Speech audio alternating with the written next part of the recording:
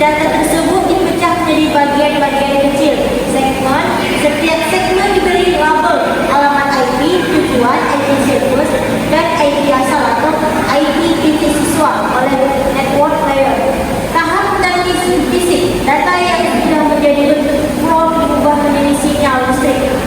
Sinyal ini mengalir melalui kabel UTP yang terlihat di belakang meja laboratorium seperti pada poligami tersebut yang kami jelaskan tadi.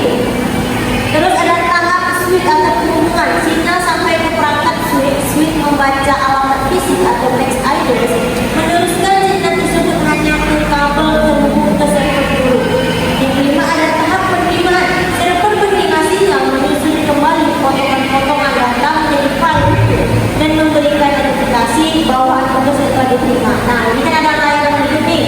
Nah, inilah dia untuk mengirim file tersebut. Terus ada permasalahan atau solusi berdasarkan hasil observasi pada instruktur di laboratorium. Saya sekarang satu sahabat. Yang pertamanya itu permasalahannya itu ada kecepatan akses. Nah, melambat. Terus dia ada permasalahan kabelan terlepas atau rusak. Terus permasalahannya ada IP konflik. Nah, jadi yang G itu implementasi pembelajaran. Nah, apa sih implementasi pembelajaran? Bagaimana ini menjelaskan perancangan sistem komunikasi data yang telah dibahas di SMK di Stabat. Bagaimana sistem ini digunakan di sekolah?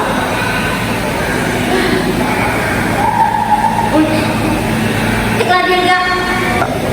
Nah, bagaimana sistem yang digunakan di sekolah? Sistem komunikasi data dengan komputer SMK sama Stabat itu, dia digunakan sebagai tulang punggung atau backbone di seluruh aktivitas di tingkat sekolah.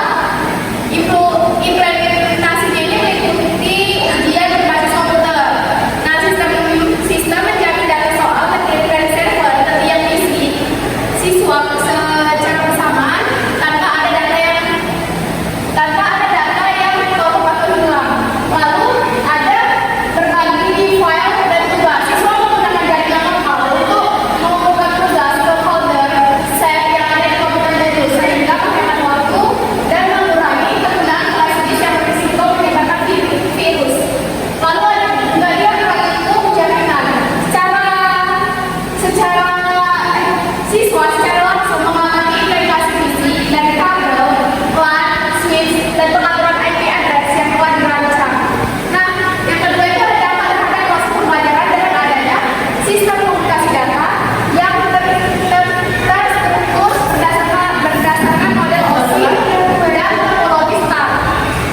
Proses belajar menjadi lebih efisien. Guru dapat melakukan kontrol penuh terhadap komputer siswa, melakukan screen sharing untuk presentasi dan mengamati progres tugas siswa secara real time. Nah, yang terakhir ada nilai efektif. Proyek melalui perancangan ini, siswa tidak hanya belajar teori komunikasi data, tapi juga bagaimana infrastruktur fisik. Seperti yang terlihat pada foto labirin tadi, sangat menentukan kelancaran sebuah sistem informasi di dunia pendidikan ini. Lalu, di sini ada kesimpulannya. Di sini kesimpulannya akan dilanjutkan oleh Saskia.